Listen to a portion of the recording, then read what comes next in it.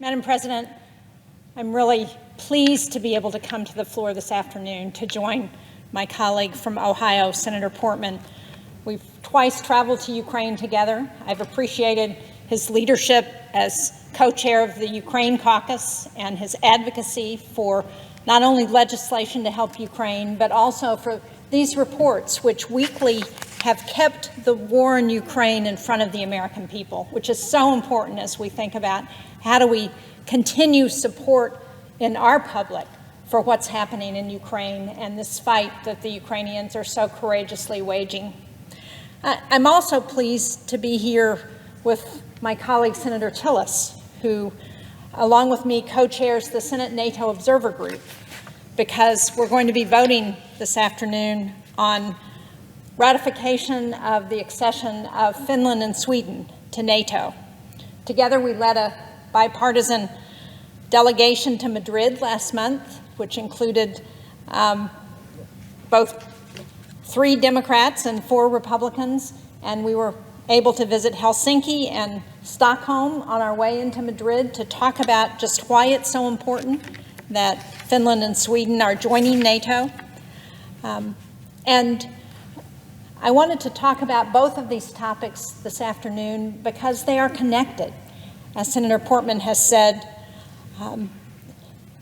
there is a reason why Finland and Sweden, after decades of maintaining neutrality, are looking at joining NATO.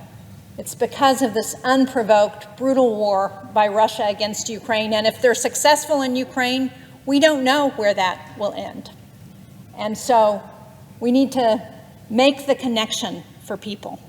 A year ago, no one would have thought that Sweden and Finland would have wanted NATO membership, but of course, a lot has happened in that year. Vladimir Putin made one of the most consequential miscalculations in modern history. I think it's the biggest miscalculation in foreign policy since Hitler went into Russia in World War II. He went into Ukraine to wage this unprovoked, premeditated war upon the people of Ukraine. And part of his rationale was to talk about NATO and his opposition to Ukraine's joining NATO, but also because he thought he would be able to stall enlargement of NATO. He thought he would be able to split the NATO allies. And in fact, just the opposite has happened. The global response to punish Putin for this war in Ukraine is unprecedented. Putin's barbaric campaign in Ukraine and threats to democracy around the world has resulted in the strongest iteration of NATO to date. And now here we are. The United States is about to welcome 2 very capable, very qualified and deserving members into the alliance, which will further strengthen our global coordination to preserve our rules-based order. I've spoken before in this chamber about the strong bipartisan support for Finland and Sweden's NATO membership. When Sweden and Finland announced their intent to apply for NATO membership, Senator Tillis and I led a letter to President Biden that within about 24 hours was co-signed by 80 of our colleagues, all pledging to support swift ratification of the accession protocols. And just last month, Senator Tillis and I led that delegation to Madrid to the NATO summit. And we did it at the request of both the Majority Leader Schumer and the Minority Leader McConnell. When meeting with our allies and partners, we talked about our commitment to return to the Senate and to work hard to swiftly ratify the accession protocols, and we've done just that. We had hoped to be the first body to do that ratification. We're going to be the 22nd, which I think is very good news for NATO and for the effort to ensure that Finland and Sweden become members of NATO. On July 19th, the Senate Foreign Relations Committee, on which Senator Portman and I sit, unanimously voted in support of NATO's accession protocols. And today's vote is not just important for Sweden and Finland and for NATO, but it's also important for Ukraine, as Senator Portman laid out. The Ukrainian people are on the front lines of a war for democracy and for our collective shared values, values that underpin the heart of the NATO alliance. And Sweden and Finland's membership will bolster our efforts to hold Putin to account as he wages this war to eradicate Ukrainian culture. Putin's decision to invade Ukraine affirmed what we have long known, that Vladimir Putin does not respect the distinct history, culture, and identity of the Ukrainian people. His view of history, of course, is false. It's distorted and it's deadly. His unprovoked war in Ukraine is a manifestation of his delusional ideas and his blatant attempt to wipe Ukraine off the map of Europe. But despite the challenges to their sovereignty, for generations, the Ukrainian people have maintained their own traditions, their own language, and their own dream of independence. And Putin is waging propaganda campaigns that seek to justify his goals to the Russian people. He's deploying deliberate, harmful rhetoric of denazifying Ukraine. He's pursuing a broader, maniacal agenda to eradicate everything Ukrainian: the land, the people, the language, the culture. We know that Russia established filtration camps in both Russian and Ukrainian territory even before the February 24th invasion.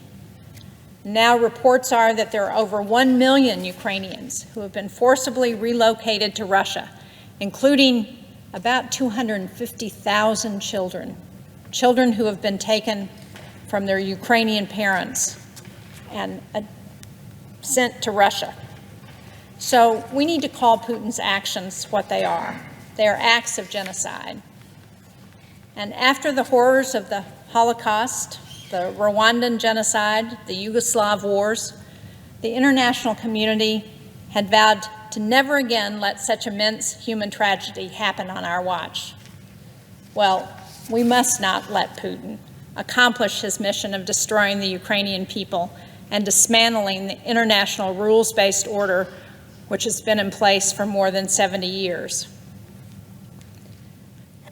And we must hold him accountable because we know that if he's successful, Putin's Russification campaign is not going to end with Ukraine.